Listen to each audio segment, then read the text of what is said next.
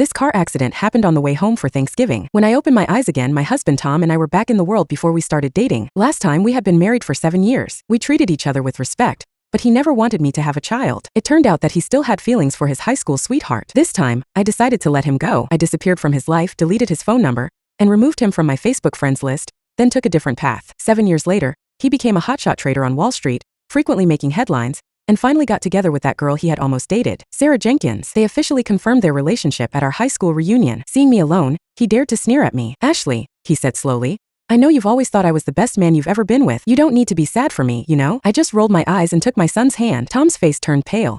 He opened his eyes wide and stammered, "You have a child? But you always said you would love me forever, that you only wanted to have children with me." The first time I saw Tom again was at that reunion. Yeah, I just finished a crazy shift at the hospital, triple bypasses back to back, and was in no mood to dress up. I walked straight into the ballroom, ready for some pizza rolls and bad decisions. Tom was smack dab in the middle of the crowd, arm around Sarah, lapping up all the attention. "Tom, you're killing it, man. You've only been on Wall Street a few years, and you're already the next Warren Buffett. You're making us look good, bro. Seriously, I heard some big shot hedge fund guys are paying you just for a quick chat. That's more than I make in a year." "Hey, Tom. I'm thinking about dabbling in stocks. Hook a brother up with some insider info, will ya?" Someone piped up. "So Tom, are you and Sarah finally gonna tie the knot?" Tom gave Sarah this googly-eyed look, like she was the Mona Lisa and he was seeing her for the first time. "Oh, yep, we're getting engaged December 20th. More whooping and hollering. Some loudmouth asked, "Hey Tom, you still keep in touch with Ashley? You guys were like head over heels back in the day. I heard your first song was about her." Hearing my name, I saw Tom's smile twitch. Sarah, standing right next to him, gave a brittle little laugh. "Oh honey, you're too much. Tom and I are getting married. High school crushes don't last, and neither do high school loves. He's totally over Ashley." Everyone chuckled, falling all over themselves to say how perfect they were. Except that song. Tom wrote that song for me the night he asked me to be his girlfriend. I strolled into the ballroom trying to look like I had my act together. Some eagle-eyed classmate spotted me right away. "Ashley, what took you so long? Dude, why are you wearing sweats? Should have dressed up a little. You come straight from work? What are you doing for a living these days anyway?" A few success stories here. I'm sure that someone would be able to help. A bunch of them gave me the once-over, snickering at my outfit. Oh, I ignored them, just giving a little wave and trying to look presentable. From the moment I walked in, Tom's eyes were glued to me. "Long time no see," I said, trying to sound breezy. Tom blinked, his expression unreadable. Then he sneered, "Ashley, you haven't changed a bit. Still unambitious as ever." Sarah shot me a look that could curdle milk. She squeezed Tom's arm, all sweetness and light, like she had to remind everyone who he belonged to. "Tom, you can't say that about our old classmate. She's probably doing the best she can. We shouldn't rub it in her face that you turned out to be rich." She sized me up, her smile sharp. "But seriously, Ashley, what are you wearing? A little dated, right? You're not getting any younger. A woman needs to take care of herself. Otherwise she'll never find a husband. No guy wants a slob. Need to borrow some makeup?" The room erupted in laughter. Sarah was decked out in designer everything. Makeup perfectly contoured. Hairstyle to perfection. Every inch the rich girl. Oh, and I was coming off a 24-hour shift, looking like I'd been dragged through a hedge backwards. I was rocking some comfy sweats I grabbed at Target, and that just didn't compare. "No thanks," I said. "I'm good." I went to the buffet table, loaded up a plate. I had earned myself a solid meal. As I ate, Tom sauntered over and slapped a check for 10 grand right in front of me. "This is a little something to help you out from one friend to another," he said. "Get yourself a decent job, buy some new clothes, learn to love yourself. Ashley, what's done is done. Don't get stuck in the past. If it wasn't for you." He trailed off, then shook his head. "Never mind. The point is, don't let me leaving mess up your life." "Okay." I looked up, puzzled. What the heck did I do last time to make him jump ship so fast? We were sweethearts. He had his music dreams. I wanted to be a doctor. Both expensive hobbies. Someone had to give. I, like an idiot, gave up my med school spot and got a job. My paycheck would fuel the dream. Oh, he'd fail, get discouraged, mope around, and I'd pat him on the head, telling him it would all be okay. I thought he knew I loved him. Then one day he asked for a new guitar, and I told him we couldn't afford it.